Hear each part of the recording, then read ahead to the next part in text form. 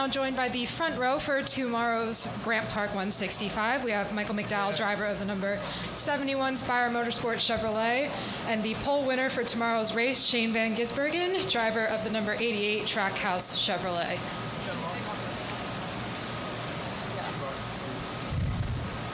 We'll go ahead and open it up to questions for the front row for tomorrow's race. If you have a question, please raise your hand. We'll get you a wireless microphone. Everyone's excited. All right, we'll go over to Dustin. Dustin Albino, J-Ski. For both of you, how did you feel about your cars in race trim, obviously, before qualifying? Yeah, my practice went okay. It's very hot, slick out there. The times are a lot slower than previous years. But my car felt pretty good. I probably took it too easy and had too much left at the end of practice. But I feel like my race car was pretty good. I lacked a few things.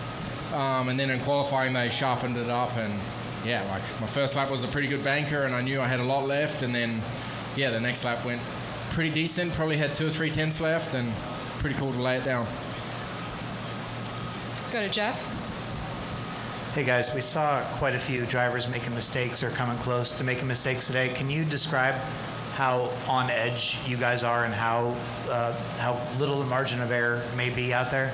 Yeah, I think that's the temperature. We're over a second off, I think, what we managed last year, and the track's just treacherous, and when it's that hot and slick, the margin for error is just so small, and at a track like this, there's no runoffs. You really got to be I hit the wall 2 or 3 times, I think, on my qualifying lap. You got to be that accurate and that close to the walls, and you have no margin left, So I don't blame the guys crashing. It's very, very tough track, this one. We'll come up here to the front to Jay. Hi guys, Jay Cohen, Associated Press. You guys mentioned the heat, the slick, but how do you feel like the track looked compared to the last 2 years? Similar, different, anything stand out to you guys? It's the same for me. Yeah, I think everything looks the same. I mean, for a street course, it's miraculous how good they get the corners the same every year. I think some of that is because there's hard stops too, right? Like there's curbs on the other side and street, markers there that kind of get it that way. There's a couple little humps that are slightly bigger, but for the most part, it's the same. And they do a good job of having the barriers in the same spot, and visual references feel like they're the same. First couple years it was a little different, but I felt like this was real consistent. Additional questions? Come up to Bob. Bob Honkers, Fox Sports. Brad was saying that he thought there were areas of the track that were repaved last year, and they're just much more treacherous this year. Yeah, I think it's turn 12, turn 1. They've lost a little grip and some color, but I still think that they're the highest grip parts of the track, and there's no bumps there, so I find it okay. I think overall today was just hotter. I mean, we're about a second slower in qualifying and in race trim, so everywhere was a bit slicker, but there's some new asphalt that we haven't used too on the inside of turn 11. SVG will use it for passing. He did last year there, but that's about the only spot I feel like is much different. And you two were among the fastest at Mexico, so are either of you surprised that the other one's on the front row with you? I'm not surprised at all.